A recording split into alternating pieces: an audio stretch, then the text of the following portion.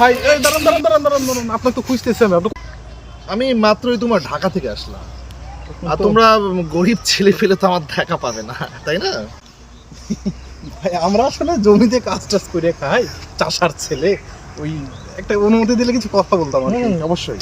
ওই আপনার কোটটা ভালো লাগছিল, কোথা থেকে নিয়েছে? কোট না, তো মালয়েশিয়া থেকে নিয়েছি।